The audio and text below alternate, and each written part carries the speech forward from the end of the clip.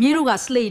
တဲ့နဲ့အစကတော့အဖွားအသက်ခံရတာလားအောက်မေးတာတကယ်တော့အရန်လှအရန်မိုက်နေတာကိုပြောတာကိုအဖွားဒီနေ့ lavender engine လေးနဲ့ slate ရဲ့လားမြေတို့ red flag ဆိုတာအန်ဒီရဲ့အချက်ပြတာပဲမြေတို့ရေစကားပြောရင်မိဘကိုရိုင်းပြတဲ့သူမျိုးတွေ့ရင်အဲ့ဒါ red flag ပဲဝေးဝေးကရှောင်ကြတော့နော် POV ဆိုတာကို့အမြင်လို့ပြောတာတဲ့ POV အဖွားကမြေလေးတို့အတွက်မုံလုပ်ပေးနေချိန်ဆိုရင်အဖွားစေတနာကိုမြေတို့မြင်ရတာပေါ့ glow up ဆိုတာအရင်ကထက်ပိုလှပိုတော်လာတာကိုပြောတာပါအဖွားတို့ခေတ်ကတော့တနခါလိမ့်ပြီး glow up ခဲ့တာပေါ့မြေတို့လည်းကိုကိုပြုတ်ပြင်ပြီး glow up ကြစမ်းပါ flex တယ်ဆိုတာကိုမှရှိတာလေးတွေကိုထုတ်ကြွားတာပေါ့အောင်မြင်မှုတွေကို flex တာကောင်းပေမဲ့စိတ်တက်လေးတွေကိုပါလှအောင် flex ကြအောင်နော်မြေတို့ ghost တယ်ဆိုတာစကားပြောနေရင်ချက်ချင်းပျောက်သွားတာတဲ့အဖွားတို့ခေတ်ကတော့စာပြန်မလာတာပေါ့တမားနှလုံးသားကို ghost တာမျိုးမလောက်ကောင်းဘူးနော်မြေတို့မို့ဆိုတာမြေတို့ရဲ့စိတ်အခြေအနေပေါ့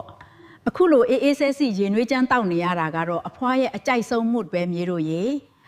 no cap ဆိုတာလိမ်မပြောဘူးအမှန်အတိုင်းပဲလို့ပြောတာတဲ့အဖွားကမြေလေးတို့ကိုအယမ်းချစ်တယ် no cap ပဲကွယ် vibe ဆိုတာကိုယ့်စီကထွက်လာတဲ့စွမ်းအင်ပေါ့မြေတို့လည်းဘသူနဲ့တွေ့စိတ်ချမ်းသာစေမဲ့ good vibe တွေပေးနိုင်တဲ့သူဖြစ်ပါစေစကားလုံးတွေပြောင်းလဲသွားပေမဲ့ချစ်ချင်းမေတ္တာကတော့အတူတူပါပဲ